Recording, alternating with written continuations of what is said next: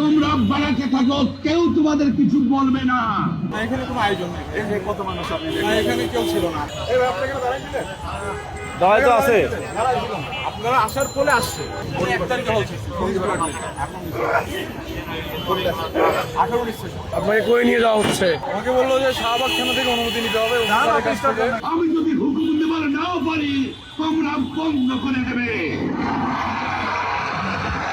তোমরা আমার ভাই, তোমরা বাড়াতে থাকো, কেউ তোমাদের কিছু বলবে না। কিন্তু আর আমার বুকের পর গুলি চালাবার চেষ্টা করো না।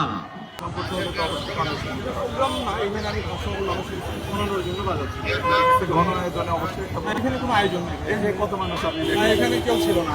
আসলে কেউ ছিল না। রাস্তার মানুষ আছে। এখানে কেউ ছিল না। এই ভাই আপনি এখানে দাঁড়াইছিলেন? আপনি এখানে দাঁড়াইছিলেন? এই ভাই আপনি এখানে দাঁড়াইছিলেন? দাঁড়াই তো আছে।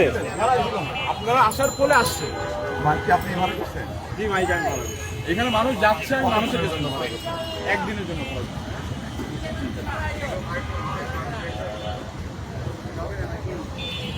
এখানে ভাই কেউ ছিল না। এখানে মানুষ যাচ্ছে, মানুষ শুনতেছে। এখানে কেউ দাঁড়ানোর কোনো ব্যবস্থা নেই। এখানে কোনো কিছু ব্যবস্থা নেই। সাইকেল আছে। সাবেক সাল। উনি 1 তারিখে হচ্ছে। এখন 18-19 সেশন।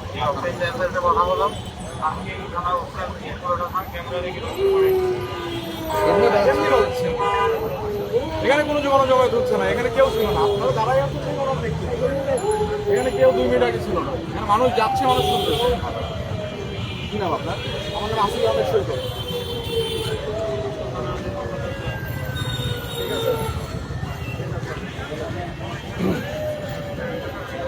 ভাই আপনার কেন দাঁড়িয়ে আছেন?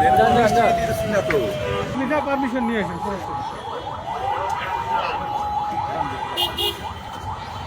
সারের কাছে পারমিশন নিয়ে কোন জায়গায় যাবো স্যার?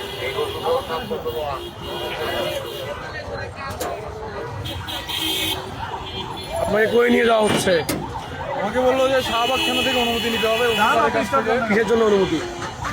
এখানে তো গণজমাতের কথা বলেছিলাম, আমি তো গণজমাত করে সম্মান বাজাচ্ছিলাম, শুধুমাত্র 7ই মার্চের ভাষণ বাজাচ্ছিলাম। দেখা যায় ওনারা কি বলে, দেখি কি করে। শাহবাগ থানায় গেলে আমি বুঝতে পারবো। আয়োজক কেউ না, ওনার একটা ছেলে, একটা ছেলে শহীদুল্লাহ হলের।